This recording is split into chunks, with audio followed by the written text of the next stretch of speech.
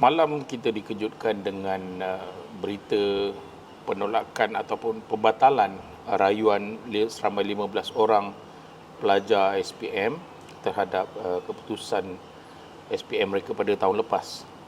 Lembaga peperiksaan juga mengekalkan untuk menolak rayuan seramai 15 orang pelajar daripada sebuah sekolah. Dan ibu bapa kepada pelajar agak berasa tidak berpuas hati dengan apa yang berlaku. Jadi berlaku perdebatan di media sosial dan hari ini kita dapatkan kronologi sebenar ataupun kisah sebenar daripada salah seorang ibu bapa pelajar-pelajar itu, dan kita akan bertanya apa sebenarnya yang terjadi. Jadi saudara, kita minta benda ni saudara ceritakan daripada awal proses-proses ataupun bagaimana ia boleh berlaku. Okey, pada bulan April 2022, iaitu pada kertas sejarah paper 2, seramai lebih kurang 140 orang pelajar sekolah Sultan Alam Shah telah menduduki peperiksaan tersebut, yang sepatutnya bermula pada pukul 10.15 pagi, namun telah berlaku sedikit kelewatan dan pelajar hanya dibenarkan masuk pada pukul 10.20 pagi. Jadi disebabkan itu, seperti mana lazimnya, kebanyakan daripada pelajar-pelajar ini dia akan mengambil masa di luar bilik peperiksaan itu, dewan peperiksaan itu, untuk mengulang kaji. Dan mereka-mereka ni kebanyakannya mengulang kaji menggunakan iPad ataupun handphone, sebab kebanyakan daripada nota-nota daripada guru-guru mereka kadang-kadang diletakkan di dalam handphone masing-masing. Jadi disebabkan oleh kekalutan tersebut, maka pegawai peperiksaan telah mengumumkan untuk mereka masuk ke dalam dewan, dan mereka ini secara tidak sedar, ya, disebabkan oleh kekalutan, mereka terbawa handphone masing-masing. Sebenarnya mereka memang tidak sedar pun, ya, dan disebabkan oleh kekalutan itu, maka pengawas peperiksaan ataupun umumnya ataupun lebih spesifiknya ketua pengawas, ya, telah terlupa untuk menjalankan satu SOP wajib, iaitu menjalankan pengumuman tentang larangan membawa bahan-bahan terlarang seperti handphone, nota dan sebagainya. Jadi disebabkan oleh tiada sebarang pengumuman oleh ketua pengawas, maka pelajar-pelajar ini meneruskan menjawab soalan tersebut, sehinggalah lebih kurang 1 jam sebelum paper itu selesai, pengawas telah membuat pengumuman, iaitu kepada siapa-siapa murid-murid yang ada terbawa handphone, sila serahkan handphone mereka kepada pengawas yang bertugas, dengan janji bahawasanya tiada sebarang tindakan yang akan diambil terhadap mereka. Pada awalnya pelajar-pelajar ni agak keberatan untuk menyerahkan handphone masing-masing, tetapi setelah beberapa kali didesak oleh pengawas dan beberapa kali dijanjikan tidak ada sebarang tindakan, maka pelajar-pelajar yang naif ini, iaitu seramai 15 orang, telah menyerahkan handphone mereka masing-masing dengan harapan tidak ada sebarang tindakan yang akan diambil terhadap mereka. Namun begitu, setelah selesai menjawab kertas sejarah paper 2, ya, mereka yang seramai 15 orang ini telah diarahkan untuk berkumpul oleh ketua pengawas, dan mereka telah diminta untuk mengisi borang pengakuan kesalahan, ya, dan dalam sesi tersebut ketua pengawas telah memaksa semua pelajar-pelajar ini untuk menandakan bahawa dalam satu ruang dalam borang itu, bahawa ketua pengawas telah pun menjalankan ataupun telah pun membuat pengumuman tentang larangan membawa bahan-bahan terlarang.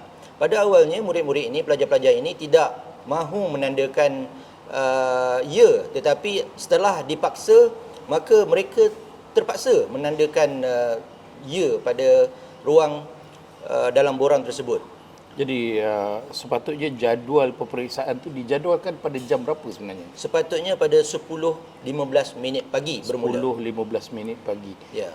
Ketua pengawas masuk? Hanya murid-murid hanya dibenarkan masuk pada pukul 10.20 minit. Terlewat 5 minit. Jadi disebabkan oleh keadaan itu, maka pelajar-pelajar pun agak kalut dan ketua pengawas pun kelam kabut. Jadi menyebabkan ketidakpatuhan SOP oleh ketua pengawas dan pengawal peperiksaan sebenarnya. Jadi selepas hampir selesai menjawab, baru ketua pengawas sedar beliau tidak mengikut peraturan yang ditetapkan. Ya, dan beliau membuat pengumuman supaya pelajar-pelajar yang terbawa handphone ini menyerahkan handphone masing-masing kepada beliau. Jadi murid-murid ini dipaksa untuk menandatangani ataupun menandakan pengakuan bahawa mereka telah membawa barang ataupun bahan larangan ke dalam dewan. Ya. Baik. Selepas itu apa yang berlaku? Selepas daripada itu, ketua pengawas telah membuat aduan dalam sistem Kementerian Pendidikan, dan pada sebelah petangnya ada beberapa orang pegawai daripada Lembaga Peperiksaan Malaysia telah turun ke Sekolah Alam Shah dan menjalankan siasatan. Baik. Rayuan kali pertama dibuat bila? Rayuan kali pertama dibuat selepas keputusan SPM dikeluarkan, iaitu pada 16 hari bulan Jun 2022. Keputusan SPM pada 16 hari bulan Jun. Dan surat daripada pengerusi PIBG Sekolah Alam Shah kita telah hantar kepada Lembaga Peperiksaan pada 22 hari bulan Jun. Hari yang sama? Bukan. Lebih kurang 1 minggu selepas. Seminggu selepas. Yes. Jadi apa reaksi daripada pengetua Sekolah Alam Shah ni? Pengetua Sekolah Alam Shah adalah pengetua baru. Ya, sebab pengetua yang lama telah ditukarkan ke sekolah lain. Dan pengetua yang baru ini tidak mempunyai sebarang respon, sebab barangkali ini bukan masalah yang berasal daripada dia. Ya. Jadi bila rayuan kali pertama dikatakan ditolak, kemudian ada buat rayuan kedua. Selepas rayuan kali pertama ditolak, maka kami para ibu bapa telah berjumpa telah membuat temu janji dengan Lembaga Peperiksaan pada 30 hari bulan Jun, dan pada sesi tersebut kami telah menyerahkan surat kedua, rayuan kedua berserta dengan petition yang ditandatangani oleh 73 orang pelajar, yang mana dalam kandungan dalam petition tersebut mengatakan bahawasanya memang pengawas ataupun ketua pengawas tidak menjalankan SOP, dan 73 orang ini secara sukarela menandatangani petition tersebut. Baik. Namun begitu, kami dipahamkan tidak ada sebarang siasatan yang menyeluruh yang telah dijalankan oleh pihak Lembaga Peperiksaan ke atas surat dan juga petition yang telah dimajukan. Jadi apa implikasi kepada pelajar-pelajar yang telah dibatalkan keputusan sejarah mereka itu? Sudah pasti apabila subjek sejarah dibatalkan, bermakna pelajar-pelajar ini tidak layak mendapat sijil pelajaran Malaysia. Ya, apabila tidak layak mendapat sijil pelajaran Malaysia, secemerlang mana pun mereka, walaupun mereka 10 daripada 15 daripada mereka mendapat straight A, ya, mereka tidak layak untuk memohon UPU, tidak layak untuk memohon mana-mana universiti swasta ataupun universiti awam, tidak layak memohon mana-mana penajaan ataupun beasiswa. Kalau macam tu, apa nasib pelajar-pelajar ni daripada pandangan ibu bapa sendiri? Oleh sebab itulah kami para ibu bapa kita berpandangan bahawasanya memang pelajar-pelajar ni memang tidak bersalah. dan mereka ni memang teraniaya, ya, teraniaya sungguh oleh ketidakpatuhan SOP oleh ketua pengawas dan para pengawas mereka ni. Jadi apabila ini berlaku, pelajar-pelajar mengalami depression yang sangat tinggi. Ya, ada di kalangan mereka yang menangis 1 minggu, ada di kalangan mereka yang tidak makan, ya, tidak lalu makan, dan ini merupakan kesan-kesan yang langsung, kesan langsung terhadap pelajar-pelajar ini. Perlu diingat, pelajar-pelajar ini adalah pelajar-pelajar yang cemerlang. Ya, pelajar-pelajar yang cemerlang, dan 10 daripada, seperti mana saya katakan tadi, 10 daripada 15 daripada mereka ni adalah pelajar yang straight A. Ada di kalangan mereka 6A+, 2A. Tapi apabila tidak layak mendapat sijil pelajaran Malaysia, apabila keputusan sejarah dibatalkan, maka segala impian mereka telah hancur, luluh.